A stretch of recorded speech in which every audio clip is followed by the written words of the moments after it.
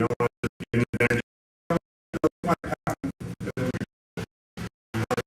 you want to pick a buck, because at the end of the day, that's what it's all about. Okay, so this is what I did. On the left is my patent and my prototype, and on the right was the technological breakthrough that caused me to decide to go for it.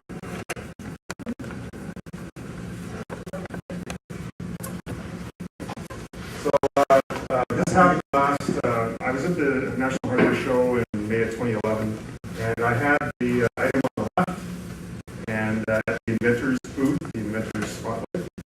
And so when I got back from the hardware show, I decided, well, I need to get this thing where it's manufacturable. So I found a designer in Roanoke, Virginia, who designed the item on the right. He did that in 2 days. Now, I've been waiting like years to figure this out. And so I showed him the thing on the left, and I said, I need it to look like that, but it's got to be one piece. So he figured it out. Nothing to it. So that's at that moment I decided to retire from broadcasting, move back to my hometown where I grew up, Vancouver, and do this full time. I sold my house, rented an apartment, and just got on with it. Just get the job done. So these are my patents. I have 4 U.S. patents, 1 Canadian patent, 1 Chinese patent. The top 2 relate to the roadie device that we're talking about today, the cord organizer. The third and the fourth one are unrelated inventions, which I'm going to show you now. And part of the fun for you guys is to figure out there's 2 inventions, patented inventions in this. So you guys have to figure out what the inventions are. There's 2 of them. So you guys can pass that around and figure out what the patents are. 2 independent patents in that product. So that's the third and fourth patents that relate to this item here. And I still haven't figured out how to make a buck on that, but oh well. We'll worry about that later. So we have trademarks, of course. You have trademarks for if you're going to have products and names and everything, you have to protect those. So trademarks are pretty cheap. They don't cost very much. So you can go ahead and get all the trademarks you want. So now you have your product design figured out. You have your names, you have your patents, you have your trademarks. Now you're going to decide, are you going to sell this stuff? Are you going to sell it as a brand, or are you just going to sell it as a seller of stuff? You know, there's a lot of people, they have websites and they just sell stuff. You know, they don't really worry about branding or broadcasting a message. They just want to sell one item to one guy, and the next guy, sell. So I decided that I want to do a brand. Brands are more fun. And brands can do a lot of things. It's stuff sellers can't do. Brands can leverage goodwill and market reputation to maintain value proposition despite expired patents and lots of low-cost leadership. A really good example of this is Velcro. Company was in 1947, patented in 1955, patent expired in 1972.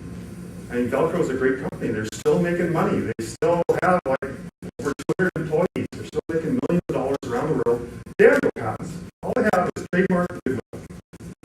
That's fine. I'm sure that the Swiss guy that invented Velcro, his family is very, very happy today. It was invented in 1947. It was patented in 1955. Patent expired in 1972, and they're still doing very well because they're a brand. They don't sell stuff; they sell Velcro. Brands can focus on search engine optimization of online product searches. Now, when you're selling an item, you're going to sell it online. At least you're going to have some information online. Well, you want to be able to pick up on people that are searching for your thing. I mean, it's no point having a website amongst the billions of websites that nobody can find you. And the only way they can find you is through SEO, search engine optimization, where you have people that put in keywords and they put in threads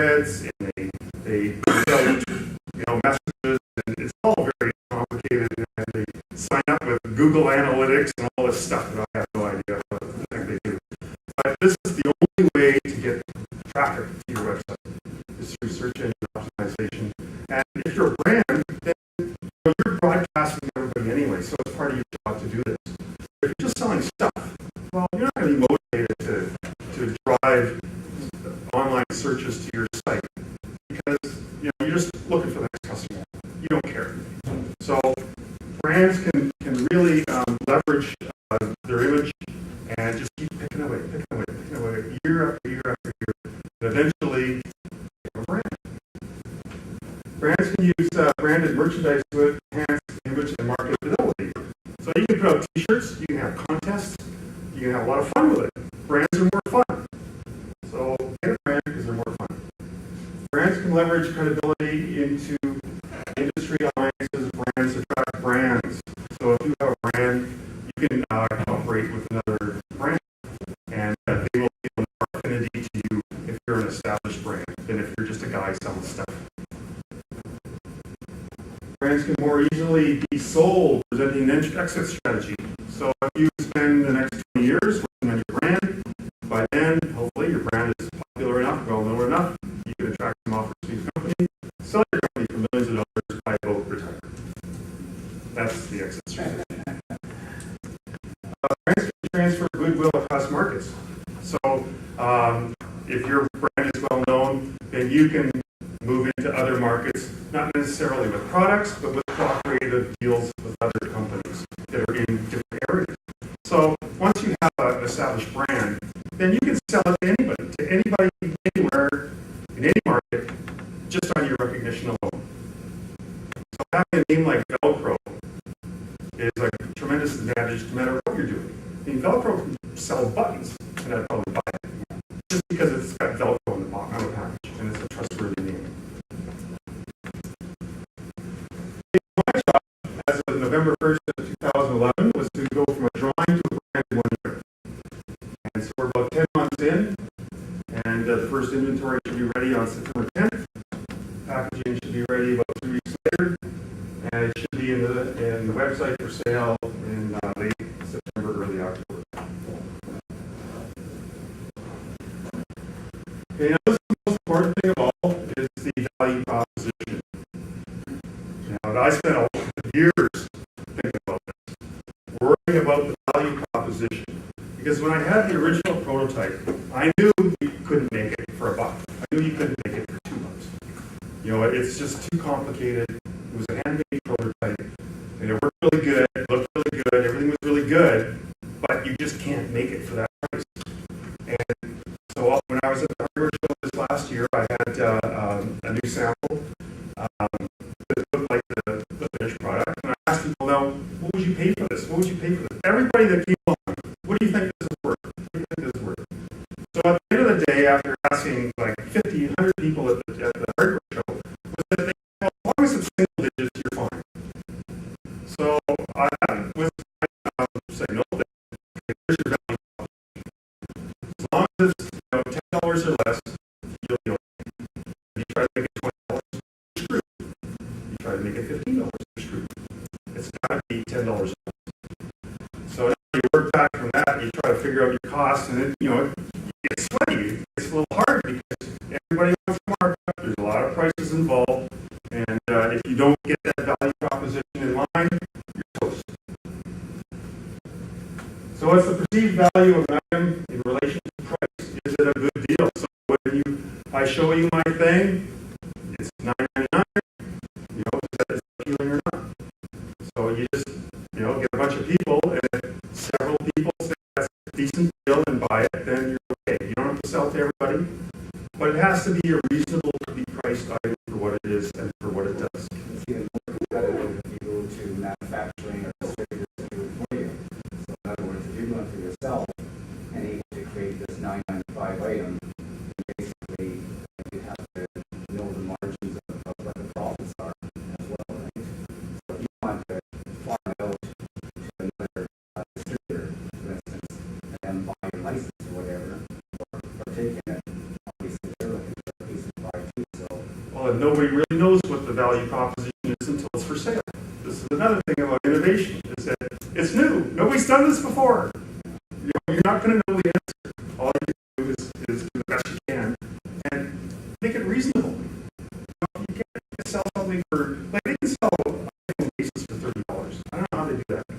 Well, maybe it's because the phone's worth $500. But if you're going to make an organizer for a quarter cable, well, that costs $30. They're not going to pay $30 for an organizer. Right? It just doesn't make sense in their heads. It's got to be less than that, significantly less. So $10 or less is what we're talking about. That's just the business we're in. That's the reality of the situation. You got to live with it. So this is my lineup. So I have 5 of these organizers, and the grips item. That's just to keep recycling parts, to keep cords from coming apart. You just put collars and you put them together, and it just keeps it from coming apart. So it's just mainly the 5 items, the 5 items of roadies, and the first 3 are for electrical cords, and the other 2 are for hoses and cables. So here we get down to the nuts and bolts of it all. This is an actual example of value proposition. So we decided the manufacturer's retail price of this was $8. Stores want a 50% markup, so that means they will pay you $4 for the item, sell it for $8. If you want a distributor involved, well, distributor they want 20% markup if it goes straight from you to the store. If they have to store it as a side step, then they want a 40% markup. So that's like another middleman.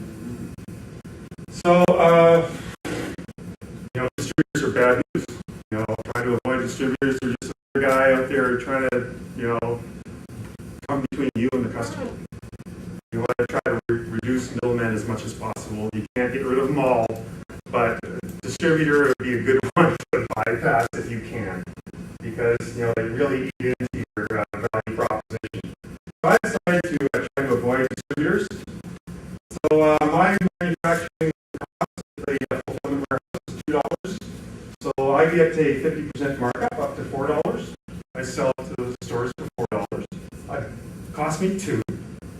Sell it for $4. Stores buy it for $4. Sell it for $8. So when you get down to the factory, it's cost 80 cents per item to manufacture. Then you have to add in packaging, shipping, warehousing, administration, duty, taxes, etc. So that brings it up to $2 for the cost of my item at the fulfillment warehouse. So that's 10 times. This here is 10 times. Now that's the minimum. Because I asked the distributor, I think that's 10 times. If I was in a third situation, you'd want 20, 30 times or more. There's a guy that I know that's coming up with an air horn for mines, for industrial use and stuff. Loud battery car, instead of the air horns that they have, it's like electric, like a drill car. So they spend $7,000 a year on these gas-powered air horns, portable cans. So what they're going to try to do is sell them this battery thing for $700. Well, it still saves them, more than $6,000 a year, just because $700 instead of $7,000. But the item probably cost them maybe $50, $80. So now you're talking about a really good, value proposition there. Because if you're selling an industry where you're replacing something that's really high value with something that's low value, you can charge a lot more, and they'll be happy. Everybody's happy. You make a lot more money, and customers still happy. You have perceived value then, so it doesn't matter how much it costs. Actually, it could be like 20, 50, 100,000. It's in their minds. Does it look like it has value? Well, it's going to save them money in the long run. It's a good deal for them. If they spend $7,000 on air horn cans, they'll buy a machine for $700. It's going to last for years. They can recharge it. It's rechargeable. I mean, it's a no-brainer. It's a good deal for them. So even though it costs $50 to sell it for $700, they're making a pretty good deal on that.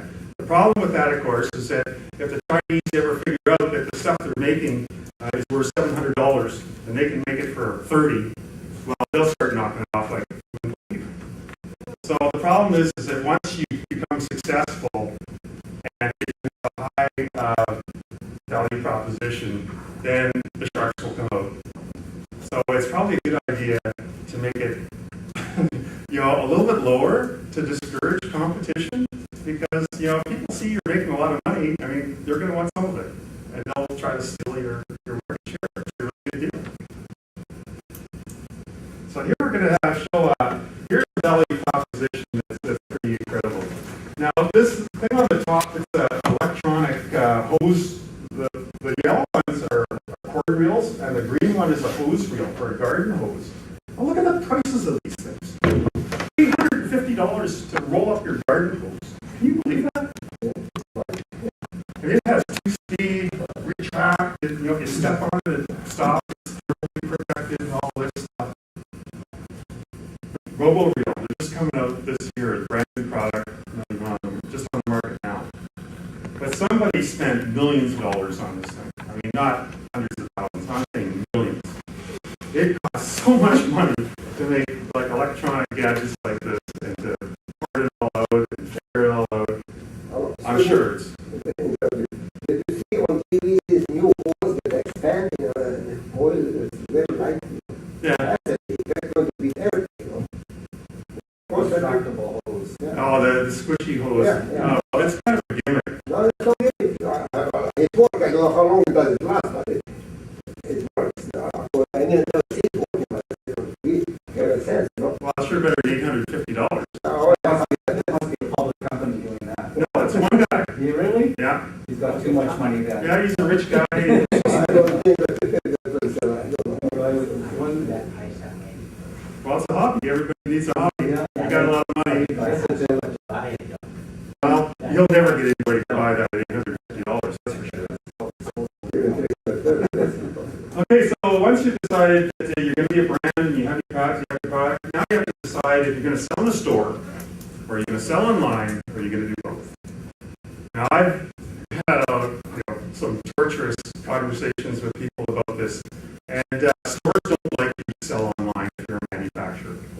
And the reason, of course, is that they stock the item, they put it on the shelf, people come in, look at it on the shelf, turn around, go home, order online for less, the store gets screwed. It's called channel conflict. Stores don't like manufacturers competing with them online. The problem with that, though, is that gives them all the power. Now, you're a manufacturer, you have a garage full of these things. But what if the stores don't want to stock it? What if the stores want an exclusive? What if the stores want you to lower your prices by a third? You know, you're at the mercy of the stores because you can't sell this thing yourself. I mean, you can go to a farmer's market and set up a tent and start selling them, but you're not going to sell enough to earn a living. So, it's a tough thing. Stores discourage brand manufacturers from having online stores and want manufacturers to redirect shoppers to the store sites. The problem with that is that stores don't devote SEO to product search, capture, and miss out on everyone doing online product research.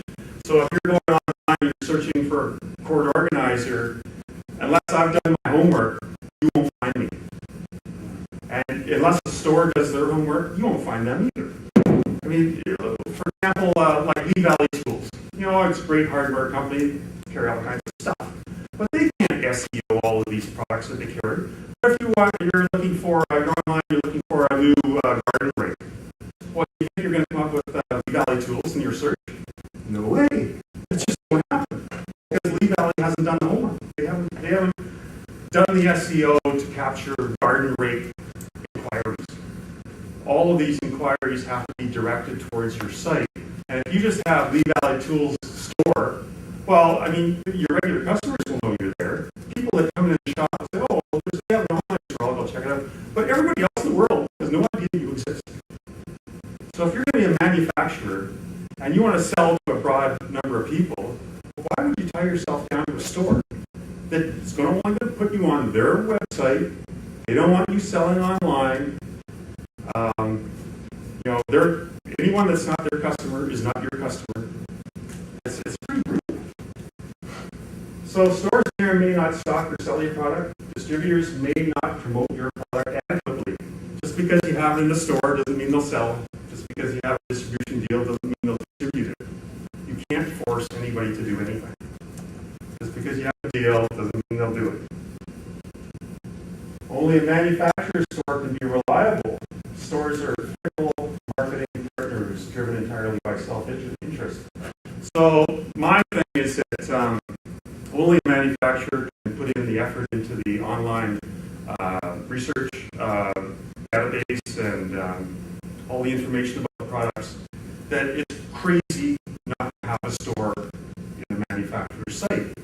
Because once the guy goes online, searches for an organizer, finds, Ron's online store, click, buy now button, click, it's done, it's over, you made the sale. So separating brand and store makes no sense to me.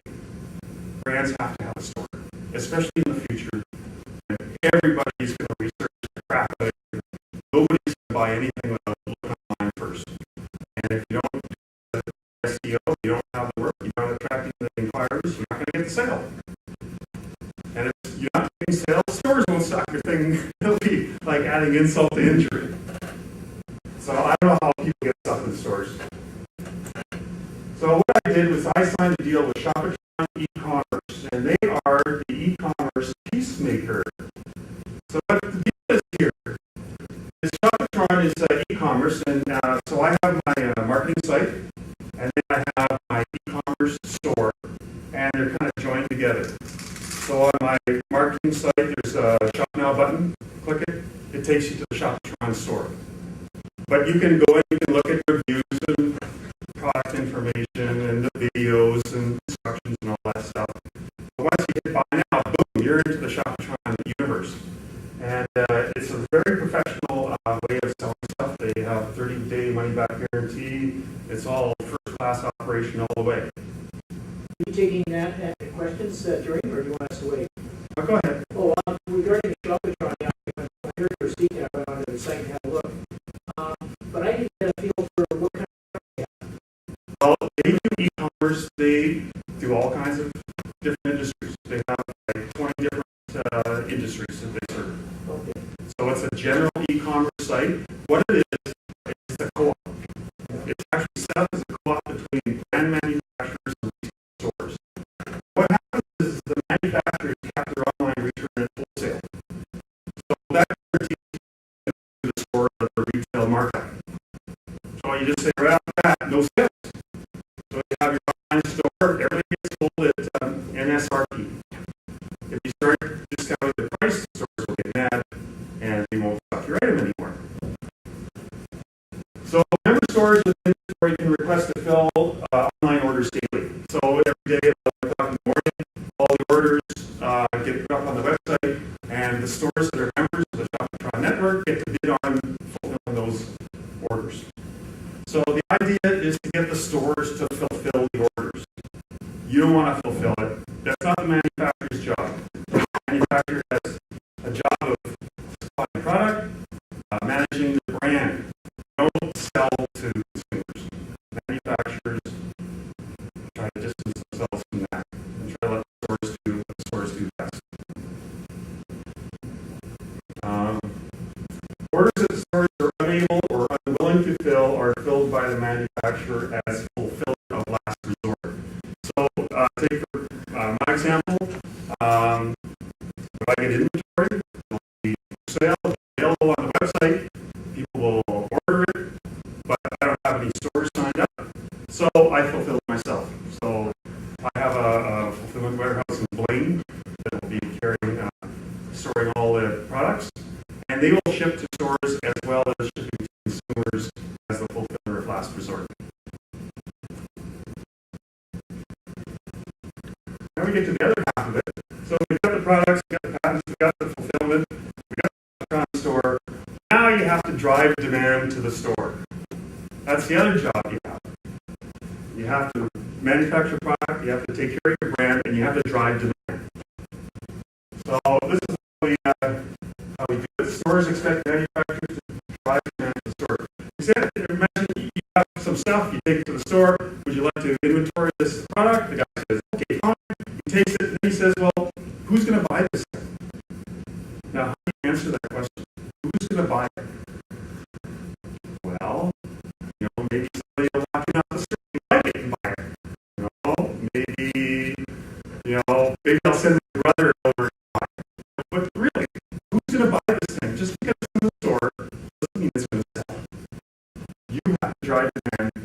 job as a manufacturer.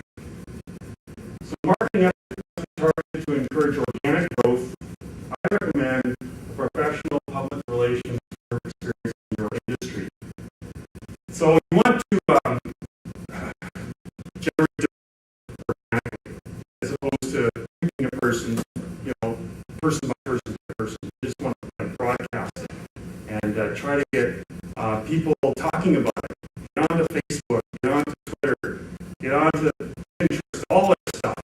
Get people talking, collect friends on Facebook, tweet the heck out of it, and then just interest in the world. And so what I did was instead of going to a marketing company or some company that's going to do like a particular publicity project, I decided to go with a full-service public relations company. They're in Atlanta, called Everly and Collard. They specialize in home and garden. So they're going to release a press release for all the magazines, TV stations, radio stations, all throughout North America. So this is what I call the publicity bomb. They're going to blow up. And hopefully that will start to make this up. And flash money all over you. What is the name of the company you mentioned in the last? It's Everly and Collard. Everly and Collard is the public relations company. They're very good, very professional. And actually, when I was at the hardware show in May, they sent me an email a couple of weeks later saying, Ron, we saw you at the hardware show, we liked your thing, we included you in one of our press releases. So I thought, well, they like me, hey, I'm going to like you too. So that's how I ended up choosing them to run my publicity campaign. Because they're specialized in sort of thing that I'm in. If I was into like industrial tools, well, I'd get a company that was involved in that sort of thing. So you want to get your publicity in the same industry in which you're involved. The online product search intersection requires targeted long-term SEO effort. So it's going to take at least a year to get your SEO, organized. 18 months, a year and a half before you're at the top of the search list. It's a lot of work, it is a lot of work. I've never really done it before, but it's very picky work to get yourself up the search ladder, get yourself on the first page. That's what everybody wants. They want to be on the first page. And it's very difficult, very hard. And Google's just changed tools. You can't really put it with keywords anymore. That doesn't work. Google's trying to figure it out where you have higher search results to companies that are talked about as opposed to companies that talk about themselves.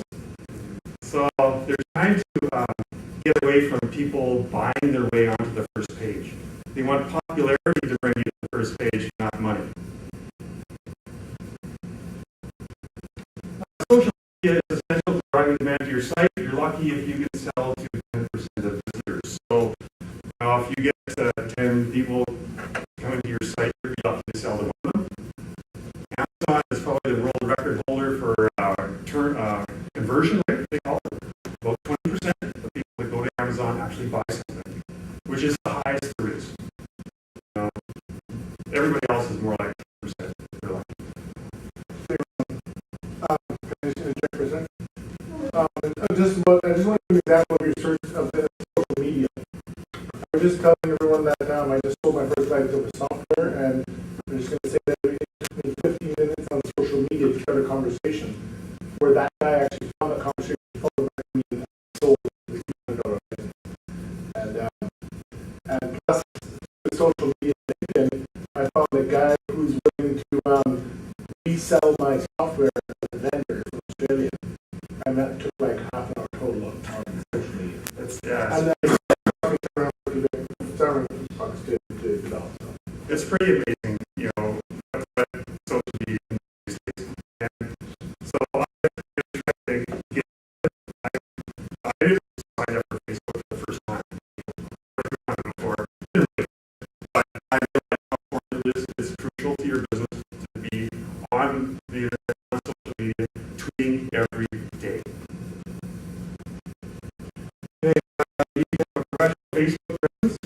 Facebook to book likes. Regularly create your own hashtag, followers, connect with LinkedIn, your Inventors, make videos, get a YouTube channel.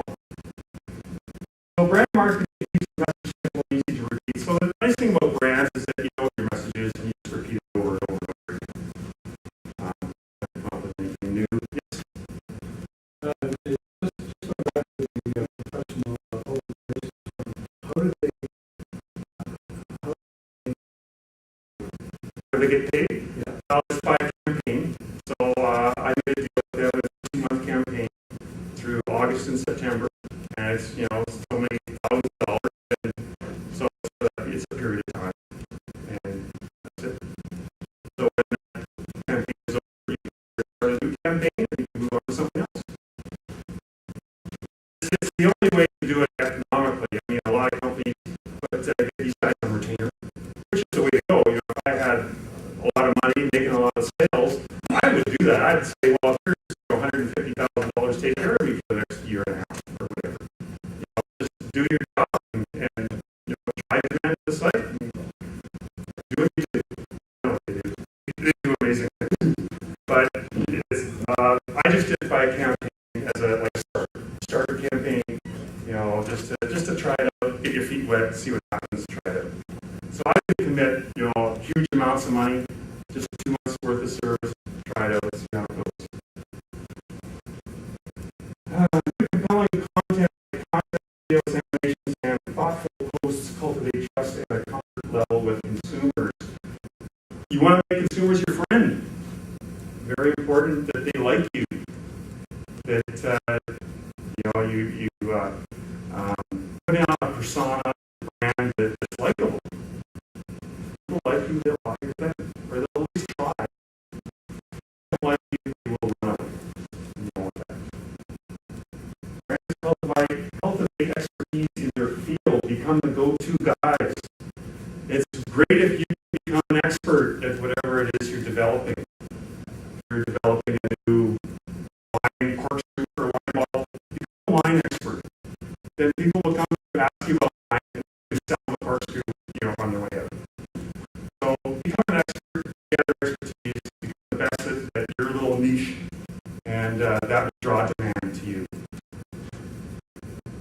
Having the owner, founder, as personal face of the company predicts a more committed and friendlier human image over logos and graphics alone. So yeah, people like a real person. They just don't want to see a logo. They want to see a real guy. Stick his neck out, tell a story, and showing that you're making an effort to connect with people on an emotional level. That's what the whole point of it is, to connect with people and form relationships with consumers, even though you're just doing it through a tweet. Like I decided, well, I wanted a hashtag. I wanted to, like, you want to tweet every day, so I decided to create a hashtag. I live in my walk, and I walk, you know, to the promenade, you know, every morning. So I decided to take a picture. Every morning when I go to walk, I take a photograph of the pier, water, whatever, and then I create a hashtag. It's WR Beach Pick of the Day. The hashtag. So I put WR Beach Pick of the Day, and I attach my photograph, and then I have like a sub-listing of like one of my products, and I tweet that. So people will start looking at the pictures, and they'll say, oh, okay, this guy's flogging this corridor. I'll try that out too, or I'll check that out. So it's just a way of marketing interest with people, new content, freshen your look, come up with new stuff all the time. That's what keeps it fresh. And the top cost of a ticket to get into this game happens to about $25,000 each. For trademarks, about $2,500. For me, the engineering was $70,000 plus. Molds and inventory, $100,000. Website, trade show, packaging, design, $50,000. So I have burned $250,000 in 10 months. But I have 6 products. I have 13 individual parts. I have 8 mold tools. I have 30,000 kits on their way from China, all packaged and ready to go. So those all sell at an average of $6 each. That's $180,000. in one. Who do you go to personally or visit for China? Well, I went to downtown Vancouver here. They have a good relationship with Chinese factory. It's called JDI Design. They're on Pender, and they're very good. They're very good. I knew that it had to be because I was down in North America, and can't be done. It's impossible. It has to be done in China. So what you can do is you can just fly there, tour some factories, pick one, do it yourself. Very, very, very risky. So I decided to a little more secure, get these guys at GAI to handle the factory for me. So they've actually taken 2 trips to China to inspect the factory and supervise the production of the mold tools to make sure that everything's working fine. And it's actually working. I think I can value proposition where I can afford to hire these guys to come up with my first inventory and still not go broke. So on the road, once you're selling hundreds and hundreds of thousands of things, you're going to have to get bigger molds anyway. I have 8 mold tools for 13 parts. Well, I mean, they're only making 2 of each at a time. Cavities, 3 or 4 cavities per mold. Molds are only about this big. But you want big molds, 32 cavities per, just crank them out by the tens of thousands. But that would cost, that would be like a whole redesign. We have to start from scratch, redesign it, reevaluate the materials we're using, reevaluate the thicknesses of all the processes, try to economize as possible. And you actually bring the retail price down to $2 each to redesign and gearing up the production. So those prices, they could be dropped by $2 if we did a redesign and get the capacity.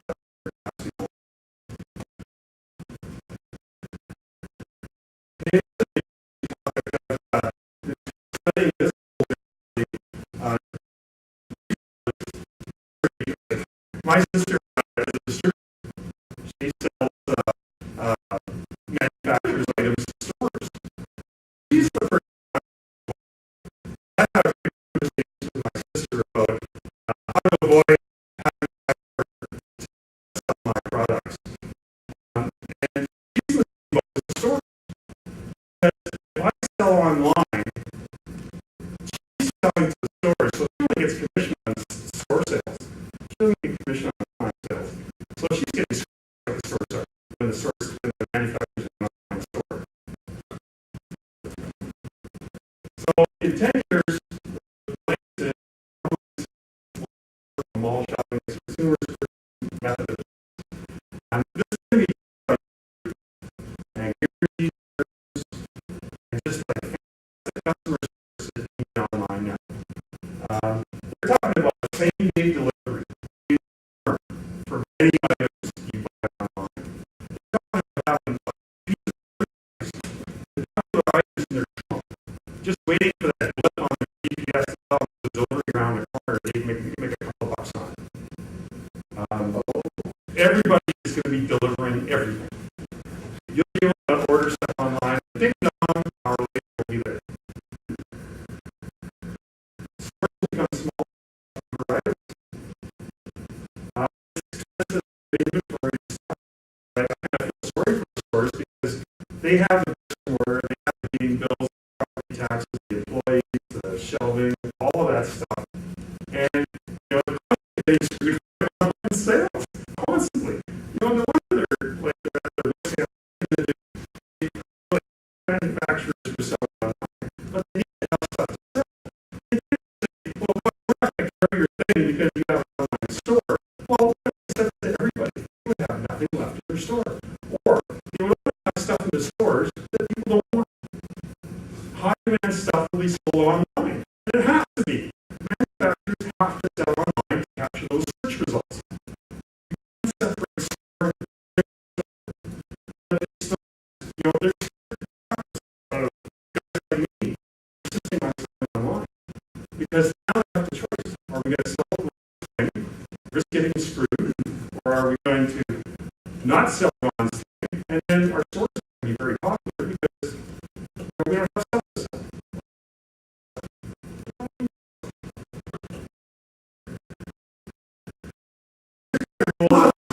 Motivation, take risks. Up until I got my design, my new design, and decided to go forward, I was stuck. And you know, you get so far, and you just don't know how to take the next step. It's really hard to decide what to do. You're going to go for it, or you're going to play it safe. But you have to take risks. You can't just sell it and expect things to happen. You can't take the prototype to the hardware show and expect somebody to build it for you.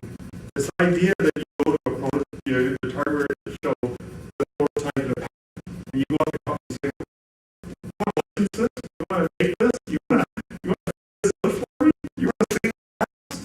No, they won't. You know, product managers will say, sure, we'll look at it. Sure, we'll take all the information. Sure, we'll take a sample. They take it back to their office, look at it, pack it up, throw it in the bin. It's just until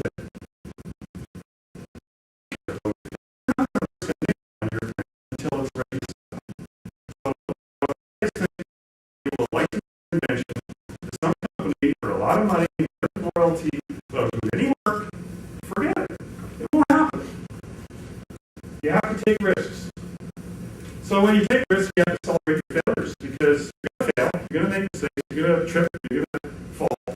But you're going to learn something. It's like these days, you're not always going to make the right turn. You're going to make wrong turns. It's inevitable. So when you make a wrong turn, you get that, oh, get in. Oh, well, you know, I did pretty good. I learned this and that. Now I won't do that again. Now I know to go this way. So you can't get down on yourself. You can't say, well, I screwed up. I wasted, you know, $4,000. Because you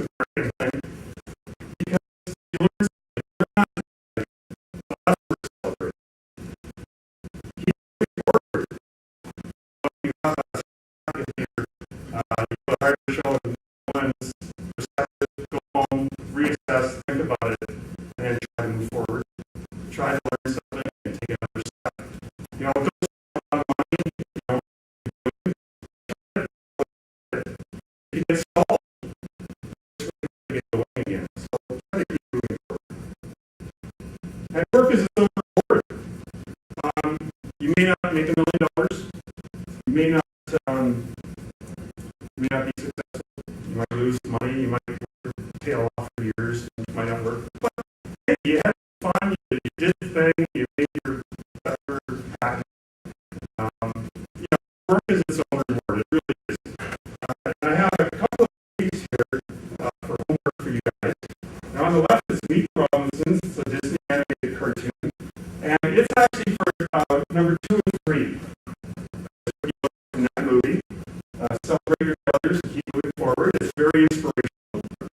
A young inventor is back in the future, has to go to the future. The movie is Dreams of Sushi. Anybody seen this? Fantastic movie, very inspirational, and it's about a guy in Japan that has the only one-man 3-star Michelin rating on his restaurant. He's one of the greatest chefs in the world. All over the world. The guy works 7 days a week. He's 80 years old. He's never taken a day off. Ever. The guy works. He loves sushi. He dreams of sushi. He works 20 hours a day, goes home, thinks about his sushi. Here's a guy that works for the sake of work. He doesn't care about money. He doesn't care about anything. All he cares about is making sushi and being the best sushi guy there is. So he thinks that honor comes through expertise. Being as good at the job as he possibly can be. And it's not about something goal at the end of the road. It's the journey that's important, not necessarily the goal. So keep that in mind, you know, that, you know, it doesn't work out, it's not the end of the Richard Branson's rules. If you don't enjoy it, don't do it. You must love what you do. Because you have to work your tail off, so if you're unhappy, then you're not going to work so much.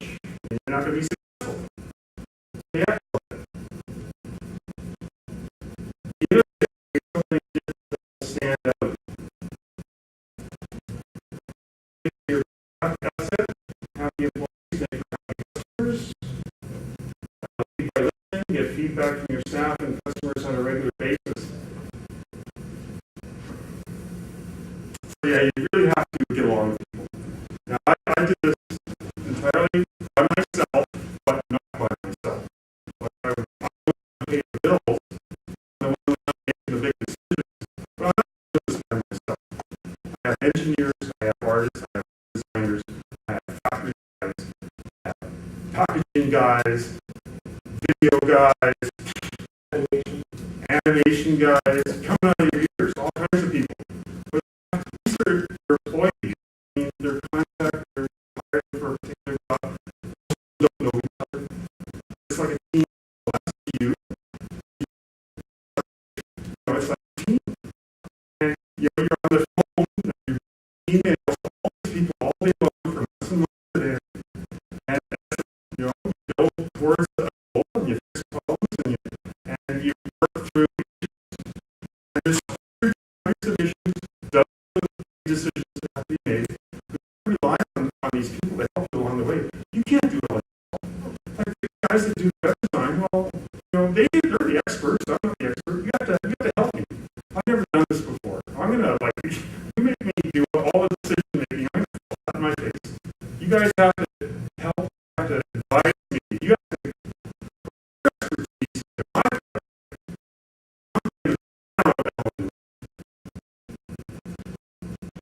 Okay, so there's no market company that offers by putting yourself for senior person in front of the camera. Same as before, people like to see the real guy. They don't want to see a person, or they want to see a real person because that shows that you believe in what you're doing.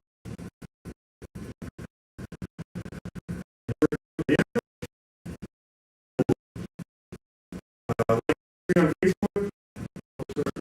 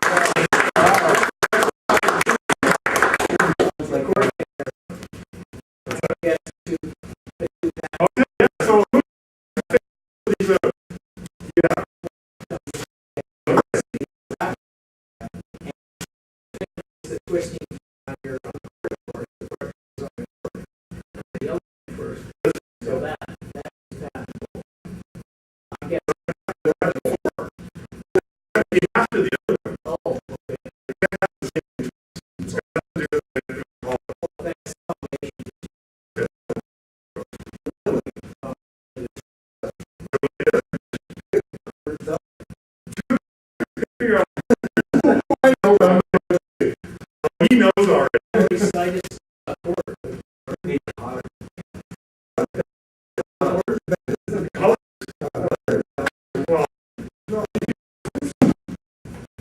Say the color yellow.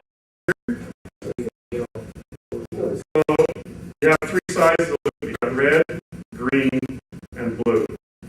So what bugged me about with my core organizer was that when you finished coiling it, you got to the end, you couldn't predict the size of the last blue.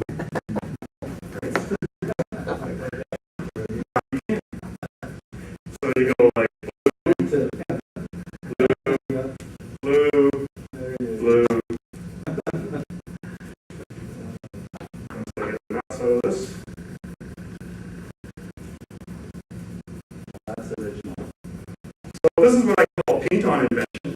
It's a utility patent, but it has no parts. It's created entirely by people. So it's kind of amazing because you almost want to think, well, if I took a white put some colored bits of paint on it, called art. So it's possible to get a utility patent on art because it's a paint-on invention. So blue, blue, and you see, they all line up. You always get the same signatures on the end every time. So it's all calculated, so you go red, red,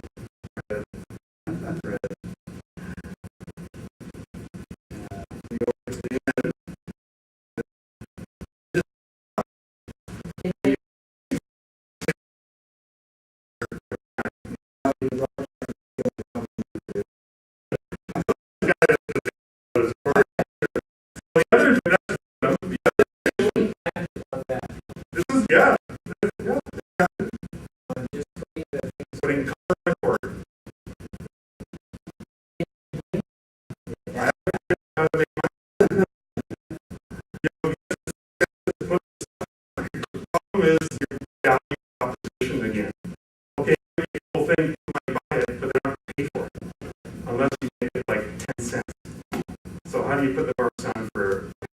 I think that's something like that, like that. Well, yeah, quarter or companies they can add a lot of the product. So I think every quarter that you can't add a nickel to the quarter because like that's the problem with quarters. It's not qualifying line. Right.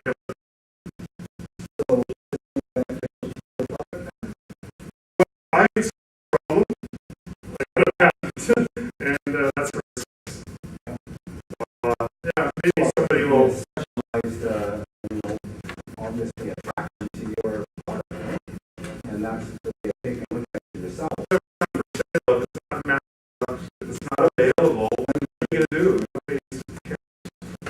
Suggestion, instead of picking on different colors, make a cord different colors. So that's what I said. At no cost. Don't add a color, make the cord. That doesn't do the job. That doesn't make you lose things.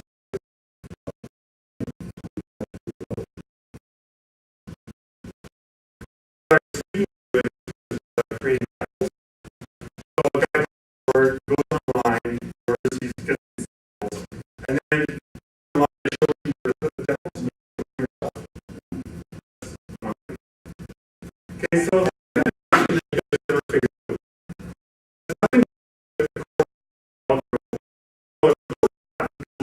this, but it's not about that.